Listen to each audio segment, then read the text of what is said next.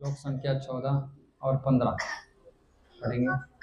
तो इससे पहले पिछले हफ्ते हमने अध्याय 8 से श्लोक 5, 6 और 7 इसके बारे में श्रवण की।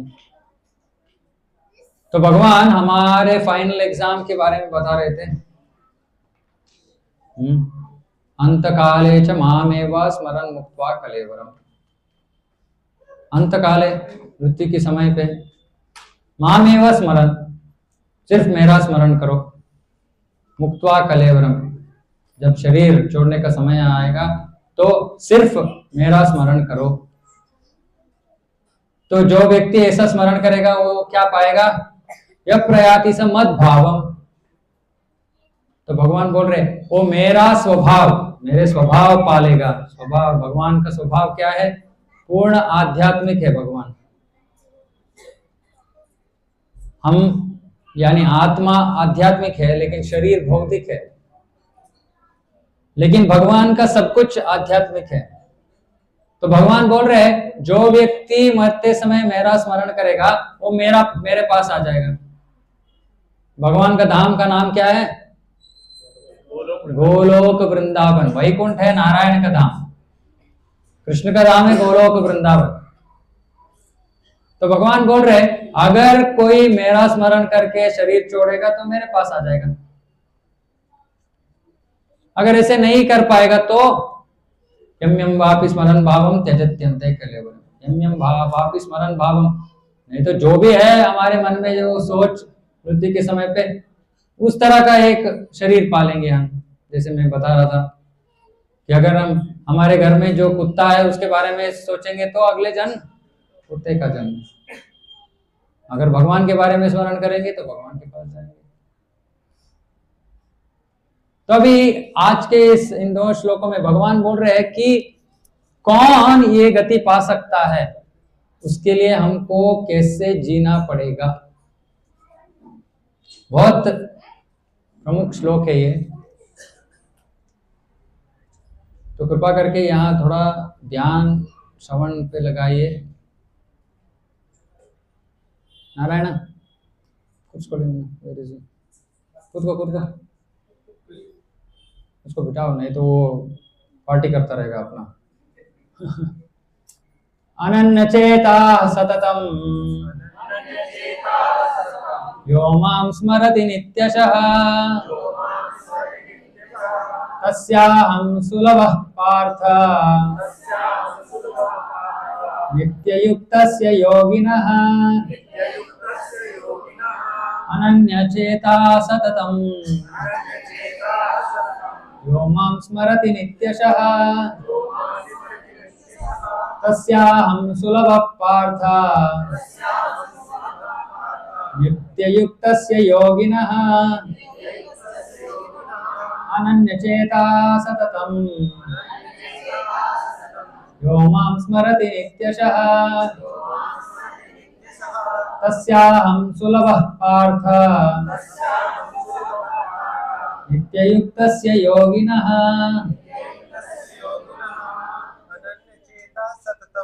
अनन्यचेता सततं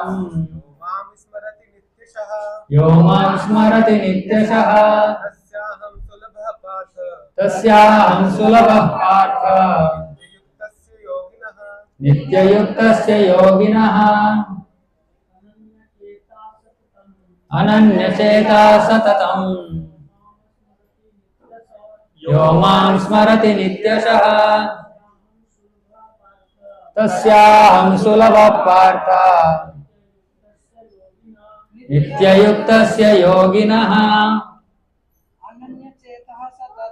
अनन्यचेता सततं यो मां स्मरति नित्यशः तस्याहं सुलभः पार्थ नित्ययुक्तस्य योगिनः अनन्यचेता सततं स्मरति नित्यशः यो मां स्मरति नित्यशः तस्याहं सुलभः पार्थ नित्ययुक्तस्य योगिनः माता अनन्यचेता सततम् यो मां स्मरति नित्यशः तस्याहं सुलभः पार्थ नित्ययुक्तस्य योगिनः अनन्यचेता सततम् यो मां स्मरति नित्यशः तस्याहं सुलभः पार्थ नित्ययुक्तस्य योगिनः अनन्यचेता सततम् यो मां स्मरति नित्यशः तस्याहं सुलभः पार्थ नित्ययुक्तस्य योगिनः। ओके, अनन्य चेताः, चित्त का मतलब है मन, अनन्य चेताः का मतलब है मन इधर उधर नहीं भटकेगा, अविचलित मन, तो मन इधर उधर नहीं जाएगा। तो ऐसे अविचलित जो क्या करेगा, यो माम स्मरति, जो मेरा स्मरण करेगा, कैसे, सततम नित्यशः। सततम का मतलब क्या है, हर समय। नित्यशः का मतलब है रेगुलरली, नियमित रूप से। तो नियमित रूप से, फिर उसके बाद में सततम क्या करना है, जो मेरा स्मरण करेगा, ऐसे अनन्य चेता। अनन्य चेता का मतलब अविचलित, उसका मन इधर उधर भटक नहीं रहा है, सिर्फ मेरा स्मरण में लगा है वो।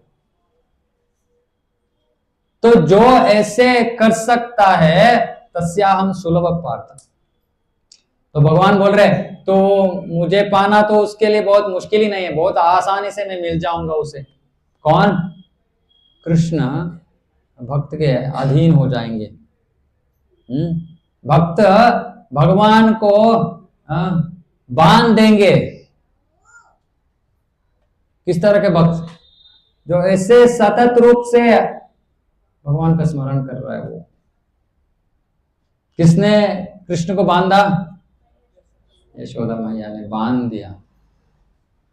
उन्होंने बोला अरे इतना नटखट है, इतना घर घर में जाके चोरी कर रहा है, चोर बन जाएगा ये, इसको पनिशमेंट चाहिए। क्या करूं, बांध दूंगी मैं उसको। कैसे बांध सकती है यशोदा, क्योंकि वो अनन्य चेता सततम, हर समय वो उसको एक ही लगा है कि कृष्ण क्या कर रहा है, कृष्ण ने खाया, खाना खाया, कृष्ण ने पिया, कृष्ण ने सोया। शास्त्र में बताते हैं कि यशोदा मैया का भाव कृष्ण के प्रति ऐसा है कि अगर कृष्ण के क्या माथे के ऊपर स्वेट, पसीना का एक बूंद पसीना को निकालने के लिए, उसका मतलब है कि उसको बिना पसीने के ऐसा स्वस्थिति में रखने के लिए यशोदा लाखों जन्म मरने के लिए तैयार है, सिर्फ वो एक विषय के लिए। क्या, कि कृष्ण के माथे के ऊपर पसीना न आए। उसका मतलब क्या है कि उसको कृष्ण के ऊपर इतना प्यार है कि कृष्ण का सब कुछ फर्स्ट क्लास होनी चाहिए। यशोदा मैया का हर समय उसका एक ही चिंता है, मेरा बेटा ठीक से खाता नहीं है ना। सब माता यही टेंशन है ना आपका, आप अकेले नहीं है, यशोदा मैया भी आपके साथ है, या आप यशोदा मैया के साथ है।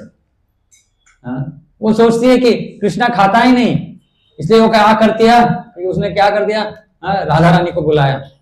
क्यों राधा रानी को बुलाया, क्योंकि दूर्वास मुनि का एक वर था राधा रानी के ऊपर कि हाँ, जो भी तुम्हारा हाथ का बनाया हुआ खाना खाएगा वो तो अमृत की तरह रहेगा, वो अमृत स्वाद ऐसा है अमृत की तरह, और वो बहुत स्वास्थ्य स्थिति में रहेगा, उसका लंबा आयु होगा, ऐसे वर दिया था दुर्वासा मुनि। वो तो यशोदा मैया को पता चल गया, तो तब तो यशोदा मैया ने डिसाइड किया ठीक है, तो हर दिन सुबह राधा रानी आके हमारे घर में कृष्ण के लिए खाना बनाएंगे।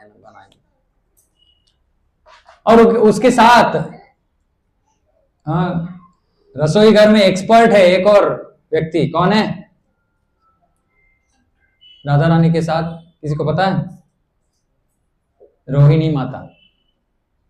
तो ये दोनों चीफ कुक है, रोहिणी माता और राधा रानी। और बताते हैं शास्त्र में कि राधा रानी कृष्ण के लिए जो बनाती है, जो भी खाने का आइटम बनाती है, वो 2 टाइम रिपीट नहीं होता है।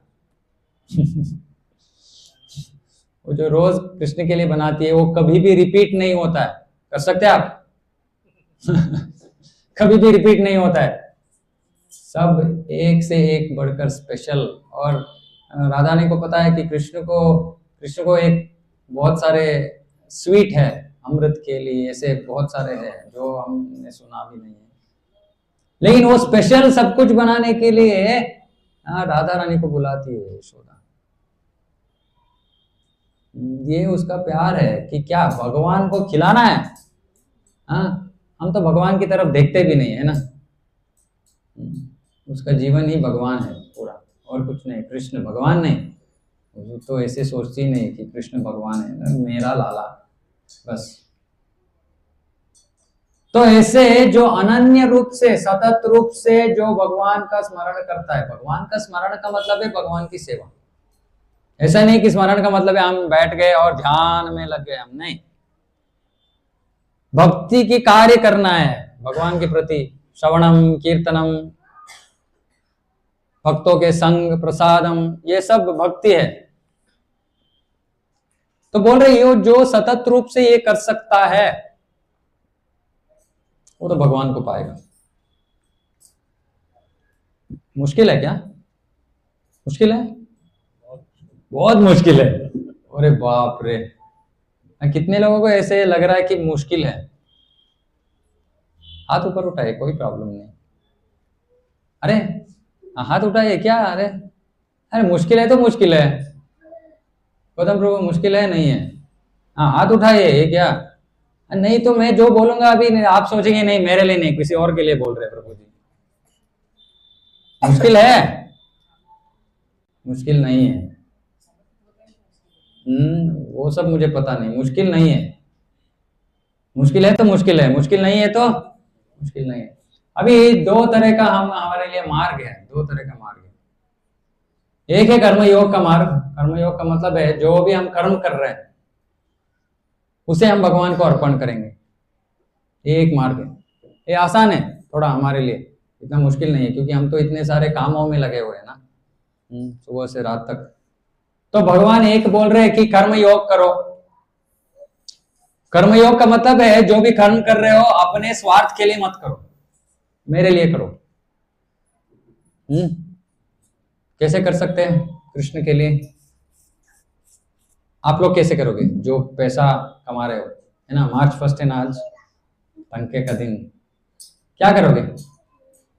कैसे भगवान को अर्पण करोगे? किसके लिए कमा रहे हैं आप? अपने लिए। जोर से मत बोलिए, जोर से मत बोलिए, अपने लिए कमा रहे। ठीक है, तो भगवान ऐसे नहीं बोल रहे कि सब कुछ मुझे दे दो, कंगाल हो जाओ, नहीं, भगवान ऐसे नहीं बोल रहे। जैसे मैं वो उदाहरण बार बार देता रहता हूँ कि एक पिता उसके बेटे के लिए एक कैडबरीज का चॉकलेट का बार लेके आए, इतना लंबा रहता है ना। तो एक बेटा था, उसको मिला, तुरंत उसने फाड़ा, खा लिया, 10 सेकंड में खत्म, और बहुत खुश है। पिता उसको देख के वाह वाह क्या बात है, इतना जल्दी खा लिया मेरा बेटा।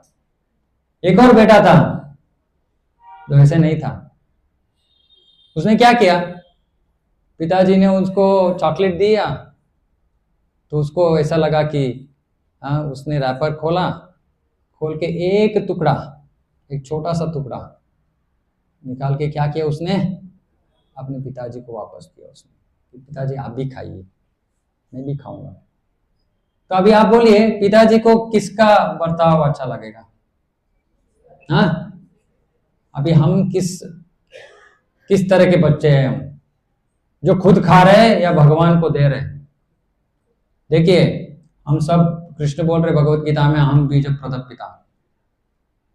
कृष्ण है जो दे रहा है सब कुछ, हमारे पिता है। तो कृष्ण के कारण ही हमको हमारे जीवन में जो भी मिल रहा है सब कुछ कृष्ण की कृपा है। कोई बोल सकता है नहीं है, मैं खुद कमा रहा हूं, उसका तो उत्तर पहले ही दे दिया भगवान ने। कर्मण्येवाधिकारस्ते, नहीं तो विमूढ़ात्मा कर्ताहम् इति मन्यते, अहंकार विमूढ़ात्मा कर्ताहम् इति मन्यते। जो अहंकार में डूब गया है सिर्फ वही सोच सकता है कि मैं ही कर रहा हूं। कौन? जो अहंकार में डूब गया है। जो अहंकार में नहीं है उसको पता है ये तो मेरा नहीं है, ये तो भगवान की कृपा है। तो जब पहली तारीख जब आपकी तनख्वाह आपके हाथ में आता है, नहीं हाथ में नहीं आता है ना, आजकल बैंक में चला जाता है, तो फिर आप बोलेंगे फिर क्या करे प्रभु, आप तो हाथ में आने का तनखे के बारे में बात की। ठीक है, अगर हाथ में तनख्वाह आ गया तो क्या करेंगे हम जाके? हाँ कोई कुछ बोल नहीं रहा है, इसके बाद में क्या बोलेंगे ये? हाँ, खुद का अकाउंट दे देंगे, इसको ट्रांसफर करो, नहीं। तो अगर जब तनख्वाह हाथ में आता है तो हमारे मन में पहला विचार ये आना चाहिए कि ये तो भगवान की कृपा है, भगवान ने दिया तो मैं भगवान को अर्पण करूंगा। जैसे कितने भक्त अभी आज रोज जो खाना आप खा रहे हैं, प्रसाद, कितने लोग भक्त घर में प्रसाद का सेवन कर रहे हैं, सिर्फ प्रसाद का। तो आप क्या कर रहे हैं? प्लेट में डाल के भगवान को दे रहे हैं। भगवान खा रहे हैं क्या? सब कुछ ले लिया भगवान ने, आप भूखे रह रहे? नहीं ना। तो भगवान कुछ लेगा नहीं आपसे, बोलेगे क्या वो भूखा है क्या? नहीं, आप देंगे तभी मेरा भूख मिटेगा, नहीं तो मैं भूखा हूं इतने दिनों से, नहीं। तो भगवान लेकिन बोल रहे हैं, लेकिन जो मैं तुझे दे रहा हूं उसका थोड़ा तो कृतज्ञता भाव होनी चाहिए कि भगवान ने दिया है तो भगवान को अर्पण करने। अगर भगवान को अर्पण नहीं करेंगे हम तो चोर है। तो भगवत गीता में प्रभुपाद जी बोलते हैं कि जो चोर है वो कैसे आनंद में रह सकता है? कोई चोर आनंद में रह सकता है क्या? उसको हर समय टेंशन है ना, कोई कौन आएगा, कौन पकड़ेगा। तो चोर बनेंगे तो हम जीवन में आनंद अनुभव नहीं कर सकते। तो भगवान जो भी दे रहे हैं, हमारा काम, हमारा कर्तव्य बनता है कि जो भी जितना भी हो सकता है, ऐसे नहीं कि भगवान बोल रहे इतना दो उतना दो, जितना भी हो सकता है भगवान को दो, और बाकी जो चाहिए अपना जीवन चलाने के लिए उसको उपयोग करो। खाना खाने से पहले भगवान को अर्पण करो, फिर खाना खाओ। अगर एक नया कुछ कपड़े लेके आए हम दुकान से, तो क्या करेंगे? हाँ, किसके लिए लेके आए? कृष्ण तो नहीं पहनेगा आपका, है ना। दुकान से पैंट शर्ट लेके आएंगे तो कृष्ण पहनेगा क्या? नहीं पहनेगा। लेकिन फिर भी शास्त्र बताते हैं ठीक है, जब लेके आए तो भगवान को अर्पण करके प्रसाद रूप में स्वीकार करो। क्यों? एक दो बार ऐसे अर्पण करेंगे, फिर सोच आएगा मन में, अरे मैं क्या अर्पण कर रहा हूं भगवान को, जो वो तो इस्तेमाल नहीं करेंगे, उनके लिए तो नहीं है। मेरा स्वार्थ ही है कि मैं उनको जाके वो पैंट भी ऑफर कर रहा हूँ, शर्ट भी ऑफर कर रहा हूँ। फिर हमारे मन में एक सोच आएगा, क्यों ना मैं कृष्ण के लिए कुछ बनाऊं, कृष्ण के लिए कुछ अर्पण करूं, ऐसे सोच मन में आएगा। यह कर्मयोग जो हम काम कर रहे हैं, वो जब हम भगवान को अर्पण करना शुरू करेंगे ना, तो मन में ये सोच आएगा कि क्यों मैं अपने लिए कर रहा हूं और भगवान को सिर्फ अर्पण कर रहा हूं, क्यों ना मैं भगवान के लिए ही कुछ करूं। ये भक्ति है, वो कर्मयोग से भक्ति हो जाती है। तो अभी भगवान बोल रहे हैं ये एक मार्ग है, सतत रूप से भगवान का स्मरण करने के लिए एक मार्ग है। जो भी हम काम कर रहे हैं कृष्ण के लिए, कृष्ण को अर्पण कर दो। दूसरा सबसे पावरफुल, सबसे प्रबल मार्ग है भगवान का नाम का जप। भगवान शास्त्र में बोल रहे हैं नाम चिंतामणि कृष्ण चैतन्य ऋषभ रस विग्रह पूर्ण शुद्धो नित्य मुक्तो अभिन्नत्व नाम नामियो। कृष्ण बोल रहे कि मैं और मेरा नाम अभिन्न है। इसका मतलब है नाम और कृष्ण में कुछ अंतर नहीं है। तो हम जब कृष्ण का नाम लेंगे वो कृष्ण ही है, अलग कुछ वस्तु नहीं है। और हम अगर हमको कृष्ण का स्मरण करना है तो बाकी मार्ग है कि हम शास्त्र का अध्ययन कर सकते हैं, मंदिर में जा सकते हैं, ये सब भी कर सकते हैं, है ना। जब मंदिर में कृष्ण के मंदिर में आएंगे तो कृष्ण का स्मरण है होगा सहज रूप से। लेकिन हम हर समय मंदिर में नहीं रह सकते या हर समय हम शास्त्र का अध्ययन नहीं कर सकते। लेकिन हम कहाँ भी जहाँ भी हो, जिस परिस्थिति में भी हो, भगवान का नाम को उच्चारण करने के लिए कुछ नियम ही नहीं है। बोलते हैं चैतन्य महाप्रभु जी, नाम नामकारी बहुधा निज सर्वशक्ति तत्रार्पित नियमित स्मरणे न कालः। तत्रार्पित नियमित स्मरणे न कालः। भगवान का नाम जप करने के लिए कुछ नियमित समय ही नहीं है, काल भी नहीं है, कुछ भी नहीं है। कभी भी जप कर सकते हैं, किस परिस्थिति में भी जप कर सकते हैं। तो भगवान का जो नाम जपेगा वो भगवान का स्मरण करेगा सहज रूप से। अभी ऐसे भक्त को शुद्ध भक्त कहते हैं। क्या कहते हैं? जो हर समय कृष्ण का स्मरण कर रहे हैं उसको कहते हैं शुद्ध भक्त। अभी जब शुद्ध भक्त है तो उसका अशुद्ध भक्त है, उसको मिश्र भक्त बोलते हैं। मिश्र भक्त कौन है? जो भगवान से व्यापार करता है। भगवान मैंने आपको 100 रुपए दे दिया, मेरा 1000 रुपए का काम है, कर दो। व्यापार करने वाले, यह मिश्र भक्त। ये मिश्र भक्ति भगवान को इतना अच्छा नहीं लगता, क्योंकि आप अगर अपने पिता से व्यापार करेंगे क्या? नहीं करेंगे। कृष्ण के साथ व्यापार कर रहे हैं तो कृष्ण बोलता है ठीक है, तुझे तो मेरे ऊपर कुछ प्यार नहीं है, तू तो व्यापार कर रहे है मेरे साथ, ठीक है करो। नरक में जाने से बेहतर है ना कि भगवान से व्यापार करे। तो भगवान वो भी स्वीकार करने के लिए तैयार है, क्यों? हमारा भला ही चाह रहे वो। लेकिन वो बोलते हैं नहीं, ये मुझे इतना अच्छा नहीं लगता। मुझे क्या अच्छा लगता है? जब मेरे भक्त प्यार से मेरा सेवा करते हैं तब मुझे आनंद देता है। तो ये जो शुद्ध भक्त है उसका जीवन का ध्येय एक ही है, कृष्ण की संतृप्ति, बस, और कुछ नहीं चाहिए उसको। और भगवान से नहीं मांगेगा मुझे ये दो, मुझे वो दो, नहीं मांगेगा। क्यों नहीं मांगेगा? क्यों नहीं मांगेगा वो भगवान से कुछ भी? हाँ, क्या माता जी? हाँ, उनको विश्वास है, उनको पता भी है कि भगवान को पता है मेरे जीवन में जो चाहिए, मुझे जो देना है, लेना है, सब कुछ उनको पता है। मैं जाके उनको क्या बताऊंगा? उनको मेरे से ज्यादा पता है। समझ में आ रहा है आपको? आपसे ज्यादा भगवान को पता है कि आपके लिए अच्छा क्या है। हम तो इतने अंधे हैं कि हमको यहां से वहां तक दिखता है, अगले रास्ते में क्या हो रहा है हमको क्या पता है। लेकिन भगवान को पता है अगले रास्ते में, अगले चौकी में, सब कुछ पता है उनको। जो होगा, कल क्या होगा, परसों क्या होगा, सब कुछ पता है। और जो हमारे लिए सबसे श्रेष्ठ है, सबसे अच्छा है, वो भगवान करेंगे हमारे लिए। ये विश्वास ये शुद्ध भक्त के जीवन में है, उसको भगवान के ऊपर इतना विश्वास है। वो टेंशन ही नहीं करता। क्या नहीं करता? टेंशन। हमारे मुंह के ऊपर क्या दिखता है? सब टेंशन। यहाँ तो इतना नहीं है, भक्तों के मुंह के ऊपर कुछ हंसी दिखते है ना, बाहर लोग टेंशन में चलते फिरते, ये करते वो करते। क्यों?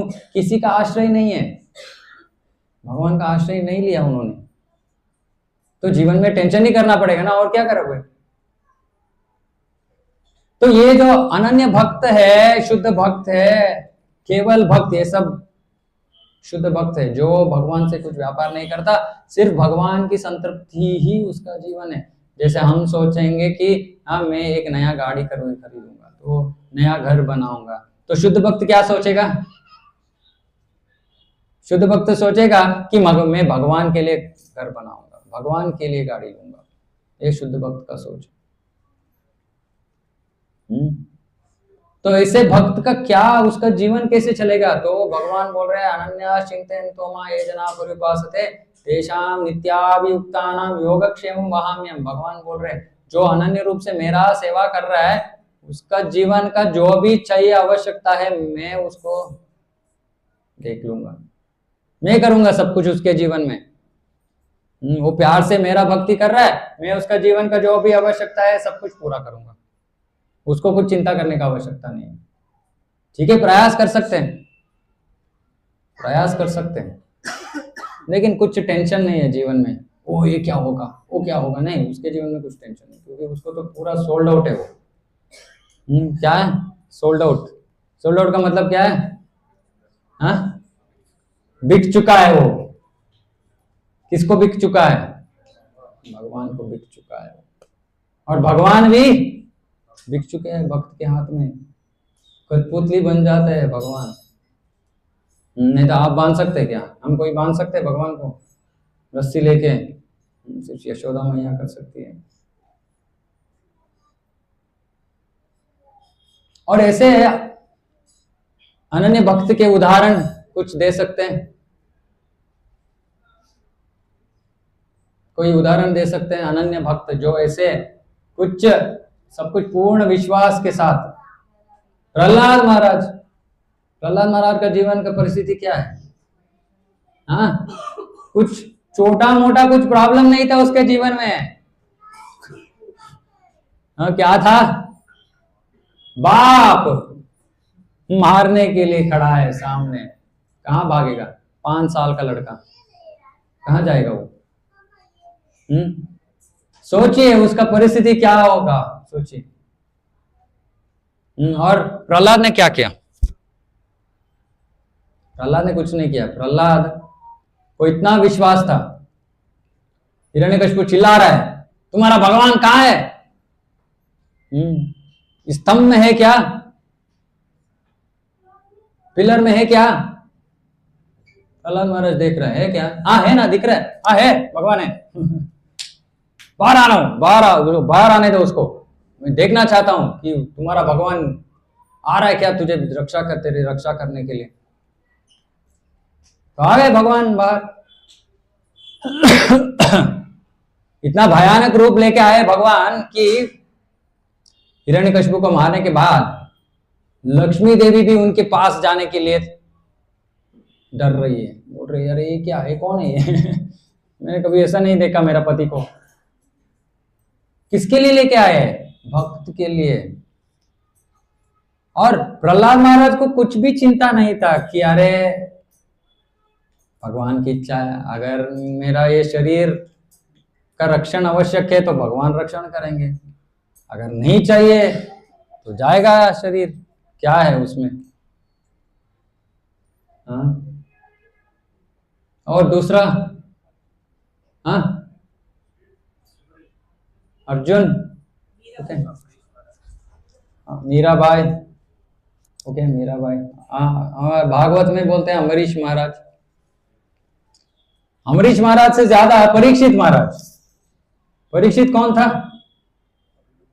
अभिमन्यु का बेटा।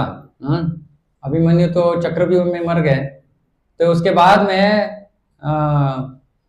अश्वत्थामा सब पांडवों को और परीक्षित को भी मारने के लिए ब्रह्मास्त्र प्रयोग करते हैं। जब तब परीक्षित उतरा, मां के गर्भ में था।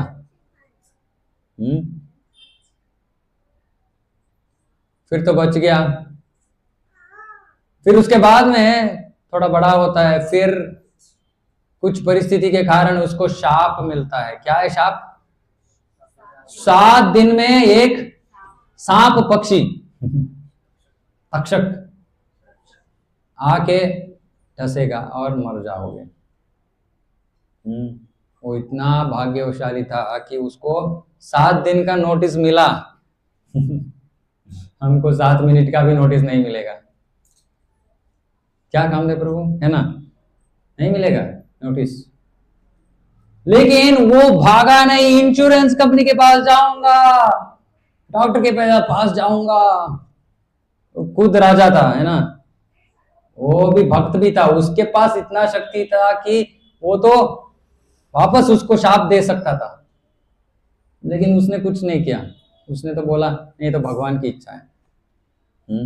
एक्चुअली वो क्या सोचता है कि वो तो शमीक ऋषि के ऊपर वो अपराध करता है, थोड़ा एक मरा हुआ सांप डाल देता है। तो वो सोच रहे तो मेरे तो ब्राह्मण का अपमान किया, ऐसे मने मेरे मनोभाव के लिए ऐसे फिर से ना होना हो, इसके लिए मुझे अभी शिक्षा मिलनी चाहिए, अभी। और जो भी मेरा सब कुछ, वो बोलता है कि भगवान मेरा सब कुछ ले लो, फिर मेरा दिमाग ठिकाने में आएगा, फिर मैं फिर से ऐसे नहीं करूंगा। हम ऐसे कोई प्रार्थना नहीं कर सकते भगवान से, है ना, कि गलती की, सब कुछ ले लो भगवान, फिर सीखेंगे हम। नहीं कर सकते हम। लेकिन वो तो परीक्षित महाराज थे, और क्या करने के लिए बैठ गए? श्रवणम कीर्तनम करने के लिए। हम आपको हर हफ्ते बोलते रहते हैं श्रवण कीर्तन करो, श्रवणम कीर्तनम करो। परीक्षित महाराज को 7 दिन था, परीक्षित महाराज ने कुछ नहीं किया, वो तो बड़े भक्त थे कृष्ण के, तो वो बैठ गए श्रवण करने के लिए भगवान के बारे में। तो शुक्रदेव महाराज आते हैं और भागवत कथा चलती है, और फिर 7 दिन के बाद वो तक्षक आता है, मार देता है, लेकिन परीक्षित महाराज को शरीर का कुछ चेतना ही नहीं था, ऐसे जल गए, पता भी नहीं उनको। ये है अनन्य भक्त, जिनको कुछ भी चिंता नहीं है, सब कुछ भगवान के ऊपर छोड़ देते हैं। एक और भक्त है सुदामा। वो भी कभी उन्होंने भगवान से कुछ मांगा नहीं, कभी भी। सुदामा का क्या परिस्थिति था? खाने के लिए कुछ नहीं था, बंगला नहीं, कार नहीं, खाने के लिए नहीं था घर में। और पत्नी भी ये सोच रही है कि अरे मेरे पतिदेव का सेवा करने के लिए घर में कुछ नहीं, वो नहीं बोल रहा है आप क्या घर में बैठ के जाओ कमा के आओ। नहीं, वो सोच रहे मैं कुछ सेवा नहीं कर सक रही हूँ मेरा पतिदेव का, ऐसे दुख महसूस कर रही है वो। फिर इतना बुरा परिस्थिति है, तो ये वो पतिदेव से पूछती है कि आप स्वामी, आप क्यों ना अपने मित्र के पास जाके आए, क्यों ना जाके आए आप? आपका मित्र है कृष्ण, अभी तो वो द्वारका में बड़ा राजकुमार है, ये है, पैसा है, स्थान है, मान है, सब कुछ है, आप क्यों एक बार जाके आएंगे? तो वो अगर हमें देख लेंगे तब हमारा जीवन का परिस्थिति बदल जाएगा। लेकिन सुदामा के मन में कुछ पूछने का, कुछ मांगने का कुछ भी इच्छा नहीं था, लेकिन वो सोच रहे हैं अरे इतने सालों के बाद कृष्ण को मिलने का अवसर मिला है मुझे, तो मैं जरूर जाऊंगा, कृष्ण को मिलने के लिए जाऊंगा। और सोच रहे ठीक है जा रहा हूं, लेकिन क्या दूं भगवान को? कुछ अर्पण करने के लिए कुछ लेके जाना है ना, कुछ कोई ऐसे श्रेष्ठ व्यक्ति आता है तो उनको कुछ अर्पण करना धर्म है। तो सोच रहे लेकिन घर में तो कुछ भी नहीं है, क्या लेके जाएंगे? फिर उनकी पत्नी इधर उधर पड़ोसियों के घर में जाके पोहा लेके आती है, 1-2 मुट्ठी भर पोहा। बोल रहे कि कृष्ण के भगवान के पास जा रहे, तो थोड़ा आपके घर में कुछ है तो दे दीजिए। और बांधने के लिए ठीक से कपड़ा भी नहीं है, फटा हुआ कपड़ा है, उस कपड़े में एक कोने में थोड़ा वहां बांध के फिर निकलते हैं सुदामा। निकलते हैं तो द्वारका में पहुंचते हैं, कृष्ण रुक्मिणी देवी के साथ अपने महल में बैठे हुए हैं। तो सुदामा महल के अंदर प्रवेश करते हैं, और यहाँ कृष्ण और रुक्मिणी देवी दोनों एक आसन के ऊपर बैठे हैं, और दूर से कृष्ण देख रहे कि कौन आया? सुदामा आ गया। उनको तो इतना आनंद होता है कि वहां से उठ के वो भागते हैं सुदामा के पास, भाग के उनको आलिंगन करते हैं, सब कुछ कपड़ा सब गीला हो गया है, ये है वो है, फट गया है सब कुछ।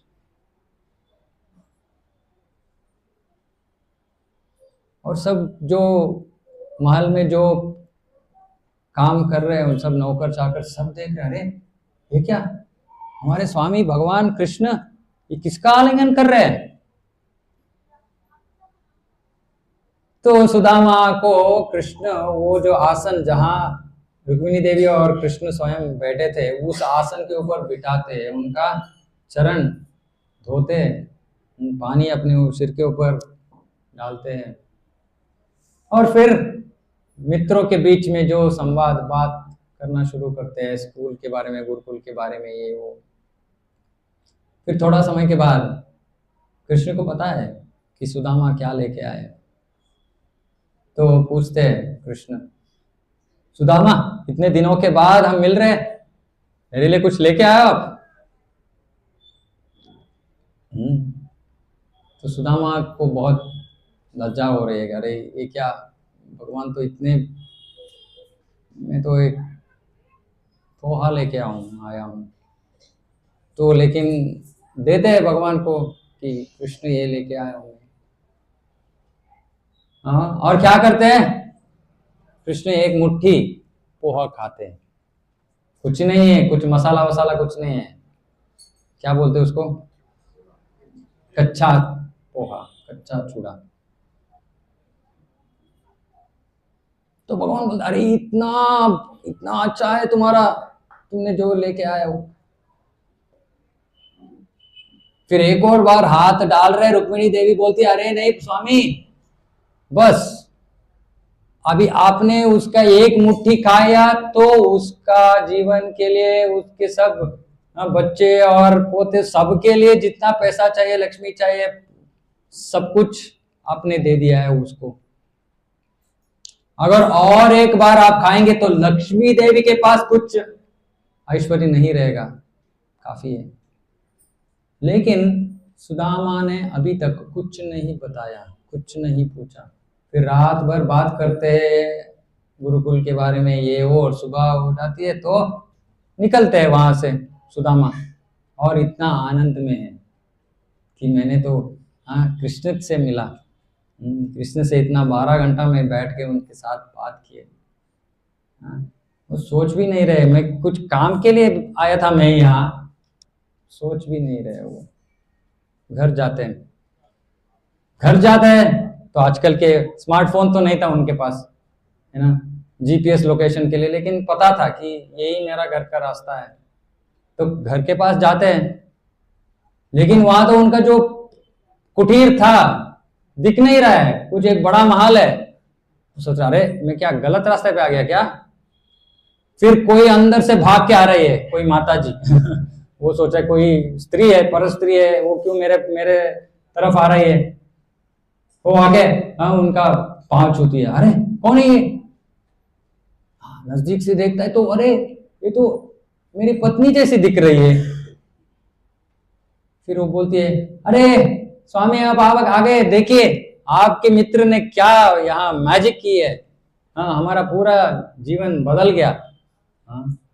लेकिन सुदामा ने एक बात भी नहीं बोली, कुछ भी नहीं बोला उन्होंने कृष्ण से। क्यों? उनको कृष्ण के ऊपर लगाव था, उनको अपना जीवन, धन, समझ, प्रॉब्लम, ये सब कुछ भी नहीं था उनके मन में। उनका यही था कि कृष्ण के पास जाके आए, कृष्ण से मिले, कृष्ण से बात करे, कृष्ण को कुछ सेवा करे, बस। ये सब उदाहरण हमको शास्त्र में क्यों मिलता है, क्यों देते हैं ये सब? ऐसे सुन के ऐसे छोड़ने के लिए देते हैं, है ना। क्या करने के लिए दे रहे हैं, क्या सीख रहे हैं? अभी मैं अपना प्लेट लेके बैठता हूं प्रभु, नहीं तो मुझे प्रसादम नहीं मिलेगा। अभी यही होगा ना।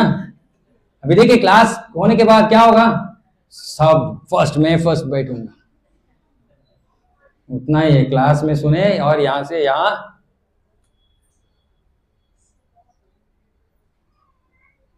मैं भी ये सब कर चुका हूं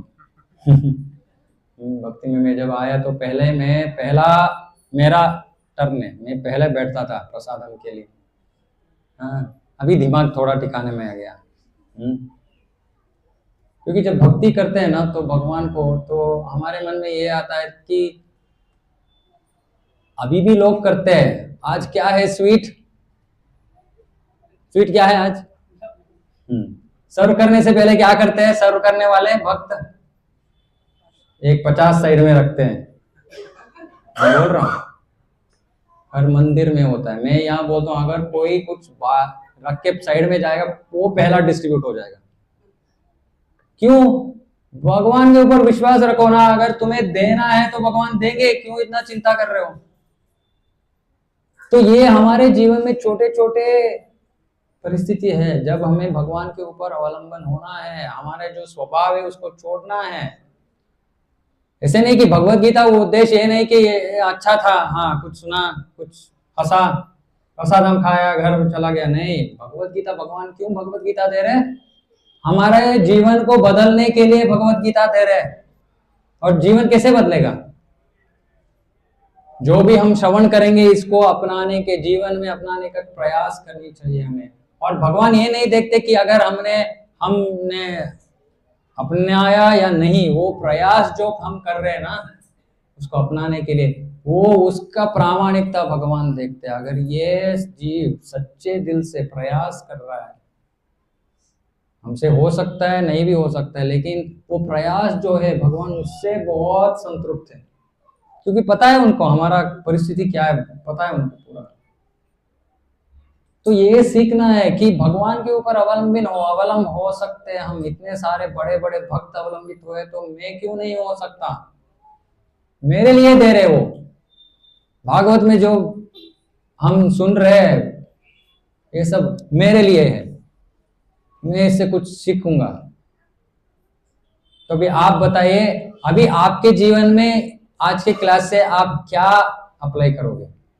अभी मत बोलो कि कल मैं रेजिग्नेशन दे के आ रहा हूँ प्रभु, और मैं वहां बोल रहा हूँ कल क्लास में बता दिया प्रभु जी ने कि सब कुछ छोड़ दो, भगवान के ऊपर अवलंबन हो। फिर आपके घर वाले हमारे पीछे भागेगी, तो आपने क्या कर दिया, हमारा घर खराब कर दिया आपने। नहीं, क्या करोगे? क्या अप्लाई, कैसे अप्लाई करोगे? हाँ, ABCD तो ठीक है प्रभु कर रहे हैं, क्या करेंगे? ABCD ठीक है गौतम प्रभु, ये में क्या कर रहे हैं हम? ये भक्त के संग कर रहे हैं। कब कर रहे हैं, कितना कर रहे हैं? हाँ, अभी मैंने नित्य शाह के बारे में बता नहीं।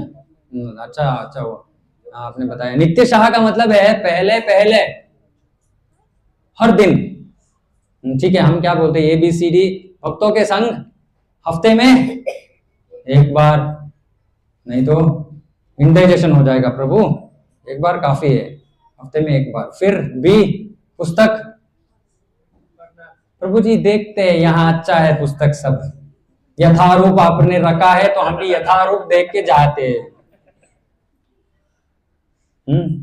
फिर जब कब करना है गौतम प्रभु? जब समय मिला तब। हाँ, और क्या है ना? हमको सब कुछ करने के लिए समय है, लेकिन भगवान का नाम लेने के लिए समय नहीं है प्रभु, इतना बिजी है हम। आप तो वेला है, आपका कुछ काम नहीं है, हम तो काम करने वाले लोग हैं। नहीं, मैंने भी काम किया ऐसे ही यहाँ आके बैठा नहीं मैं।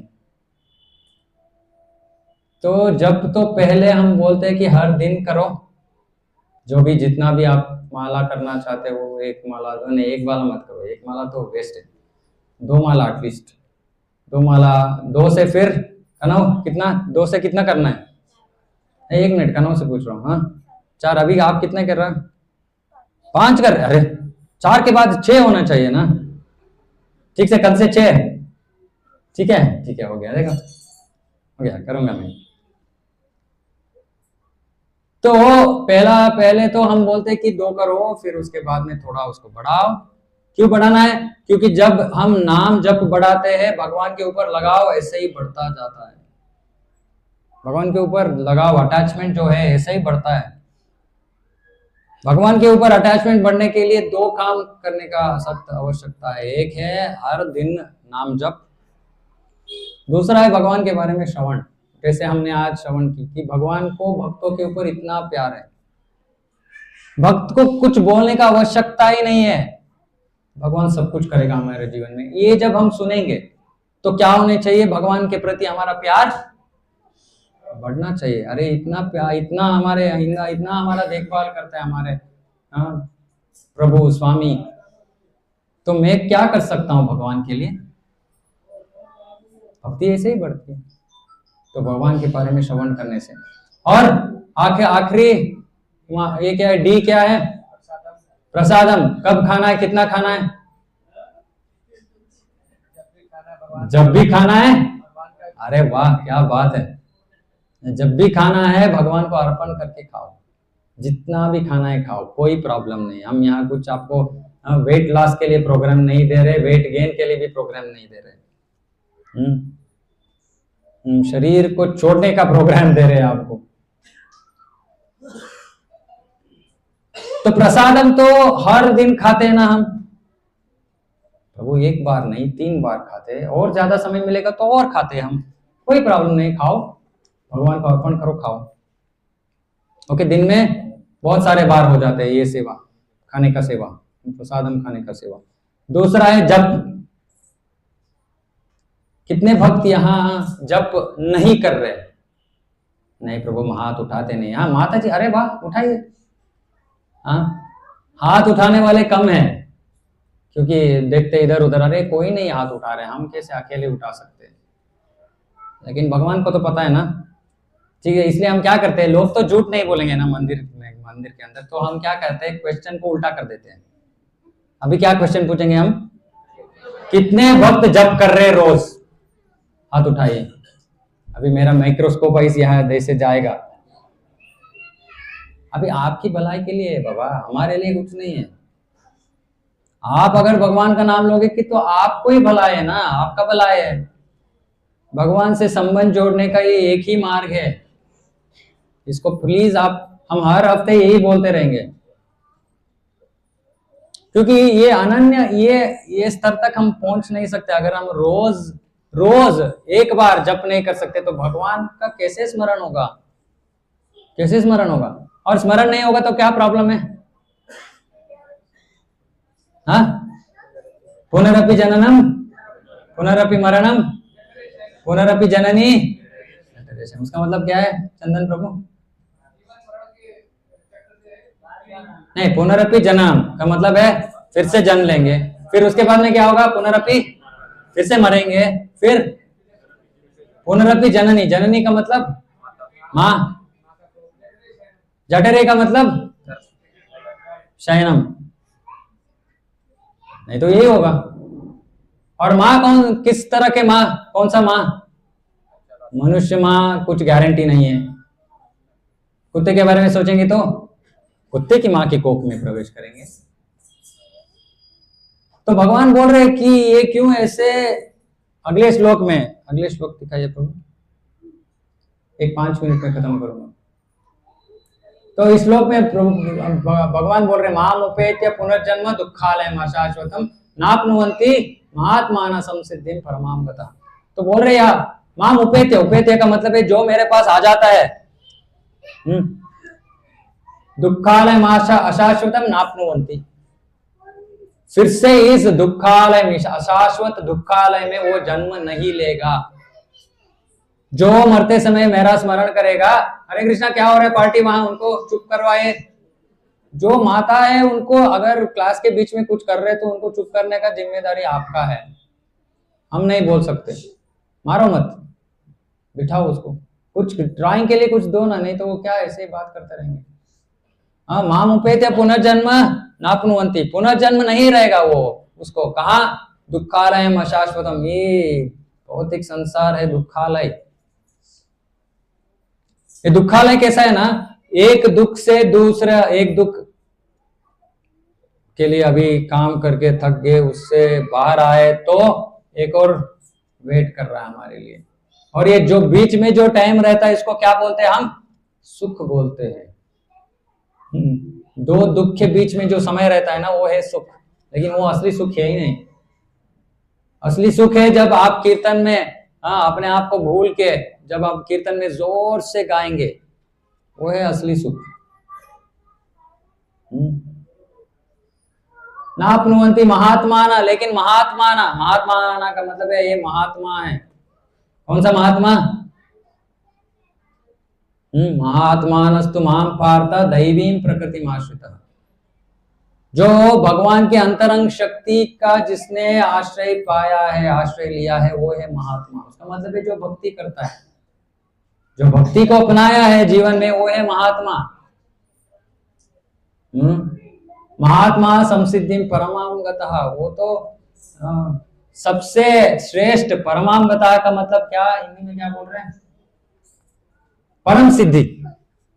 परम सिद्धि क्या है? परम सिद्धि क्या है? परम सिद्धि कृष्ण को पाना परम सिद्धि है। आप सोच रहे होंगे मैं 10th क्लास में ये फर्स्ट रैंक आऊंगा, मैं फिर और कुछ करूंगा, मैं मेरे जीवन में इतना पैसा कमाऊंगा, मैं ये बनूंगा वो बनूंगा। ये सब तो कुछ भी नहीं है भगवान को पाने के सामने। सबसे मुश्किल, अगर किसी को हिमालय पे चढ़ना है, मुश्किल है ना, लेकिन इसके सामने कुछ नहीं है। इसके सामने कुछ नहीं। अभी हमको हिमालय के ऊपर चढ़ना है तो हम इतना प्रयास करेंगे, इतना एक्सरसाइज करेंगे, इतना ट्रेनिंग लेंगे, इतना ये करेंगे वो करेंगे, है ना। अभी देखिए आसानी से मिल जाएगा क्या? परम सिद्धि है ये, कृष्ण को पाना। तो इसको इतना चीप मत लीजिए।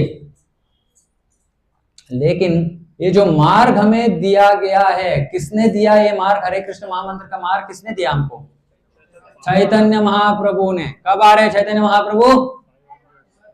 अभी 3 तारीख को आ रहे हैं। तो हम यहाँ हमारे मंदिर में अगले हफ्ते, अगले संडे को हम गौर पूर्णिमा मनाएंगे। ठीक है, सब आइए, बाकी भक्तों को भी बोलिए। कीर्तन, अभिषेक, फिर कथा, फिर प्रसादम, सब कुछ होगा। ठीक है, 4:30 बजे से कार्यक्रम शुरू होगा। हिंदी सत्संग, कन्नड़ा सत्संग अलग नहीं होंगे उस दिन, एक ही प्रोग्राम है। तो ग्रुप में हम मैसेज डालेंगे, कृपा करके ग्रुप में देखिए डिटेल्स और आइए। ठीक है, क्योंकि अगर चैतन्य महाप्रभु का कृपा नहीं होता तो हमको हरे कृष्ण महामंत्र नहीं मिलता, और बिना हरे कृष्ण महामंत्र का तो कृष्ण को पाना तो नामुमकिन है। एक कृष्ण, हरे कृष्ण महामंत्र के कारण ये इतना आसान हो गया। प्रभुपाद जी तात्पर्य में लिखते हैं भगवान को पाना इतना मुश्किल नहीं है, हिमालय चढ़ने से आसान है। अगर आप करेंगे तो क्या करना है हमें? ये जो ABCD है सतत रूप से, सतत का मतलब है अब पहले तो हर दिन, फिर उसके बाद में मरने से पहले हर समय होना चाहिए। वो हर समय भगवान का स्मरण। और भगवान का स्मरण के लिए तो मार्ग हरे कृष्ण महामंत्र है। जब हम भगवान का नाम लेंगे ऑटोमेटिकली स्मरण हो जाएगा। अभी तो नहीं हो रहा है ना। अभी तो ये वो चीज वो चीज ये सब हमारे मन में आ रहा है, लेकिन धीरे धीरे जब हम ज्यादा जप करेंगे तो हमारा मन परिशुद्ध होता जाएगा, फिर ऑटोमेटिक कृष्ण का स्मरण आ जाएगा, हो जाएगा। लेकिन नाम जप ही करना है, दूसरा मार्ग नहीं है। नास्त्येव नास्त्येव नास्त्येव गतिरन्यथा। अभी मैं ये भी बताता हूँ, हर हफ्ते बोलता रहता हूँ, आज भी बोलूंगा कि जो इस चौखट के अंदर आया है, जिसको हरे कृष्ण महामंत्र के बारे में जिसने सुना है, अगर वो अपनाएगा नहीं, वो तो उस जीव का बहुत बड़ा दुर्भाग्य है। दुर्भाग्य है कि अगर हम यहाँ तक आके अगर भगवान का नाम नहीं लेंगे तो हमारा बड़ा दुर्भाग्य है। और क्या बोल सकते हैं कि भगवान आके आपको आपके हाथ में दे दिया मार्ग, मुझे पाना है, लो। कृष्ण आके दे के चले गए कि अगर मुझे पाना है तुझे तो ये लो मार्ग। और इतने सारे लोग हैं जो बाहर भटक रहे, इधर उधर जा रहे हैं, ये मार्ग वो मार्ग, यहाँ ढूंढ रहे वहां ढूंढ रहे, ये कर रहे वो कर रहे। कोई सुबह किसी को मिला, बोले मैं वाराणसी में थी, क्या कर रही थी? कुछ ढूंढने के लिए गई है। कहीं जाने का कुछ आवश्यकता नहीं है, सब कुछ यहाँ है, सब कुछ इसमें है। जपमाला है और कुछ नहीं है। इससे देख रहे क्या है प्रभु, क्या दिखाएंगे? जप करना है, जप करना है। मैं इतना बार बोल दूंगा, आपके स्वप्न में भी नारायण प्रभु क्लास में बैठे जप करवा रहे हैं हमसे, ऐसे भी करेंगे तो भी मेरा काम चल गया, हो गया। ठीक है, प्लीज कीजिए, आपकी भलाई के लिए। मैं ऐसे जोक कर रहा हूँ क्योंकि नहीं तो अगले हफ्ते से कोई नहीं आएगा, इसलिए थोड़ा उसको जोक की तरह मैं बोल रहा हूँ, लेकिन बहुत सीरियस बिजनेस है ये भगवान के साथ। हमको ये संबंध, बिना इस संबंध का हमारे जीवन में आनंद नहीं मिलेगा। आपको आगे, अगर मैं और आगे वाले जो चीज है उसके बारे में बताऊंगा तो आपको अभी तो समझ में नहीं आएगा कि हरे कृष्ण मंत्र से क्या होगा, वो मैं अभी बताऊंगा नहीं। जब आप 16 माला करने लगोगे फिर बताऊंगा मैं कि हरे कृष्ण महामंत्र जप करने से क्या होगा। अभी बताया नहीं, मैं सिर्फ बोल रहा हूँ कि अच्छा होगा। तो उतना सुन के शुरू करो, फिर जब 16 माला तक आओगे फिर मैं असली रहस्य बोलूंगा कि क्या होगा इससे। जिसको चाहिए 16 माला करो, क्लास में नहीं बताऊंगा मैं, है ना? क्या अरुण प्रभु, प्राइवेट में बताएंगे ना? नहीं, शास्त्र में बताया गया है कि हम उसको बाहर सबके सामने नहीं बोल सकते, वो नाम अपराध हो जाएगा। तो जिसको पूर्ण श्रद्धा है सिर्फ उनको ही बताया जाएगा कि ये नाम से क्या होगा। ठीक है, थोड़ा सस्पेंस में छोड़ते हैं, है ना?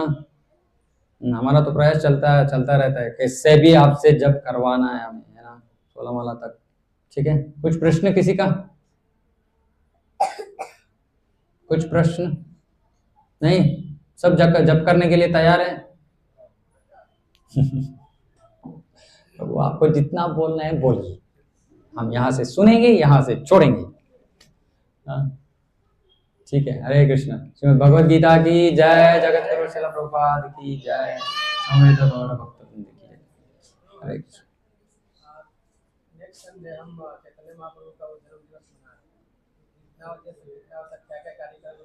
वो ग्रुप में डालेंगे, 4:30 बजे से शुरू होगा। 4:30 नहीं मैंने बताया, लेकिन 4:30 बजे से शुरू होगा, 4:30 बजे से 5:30 बजे तक।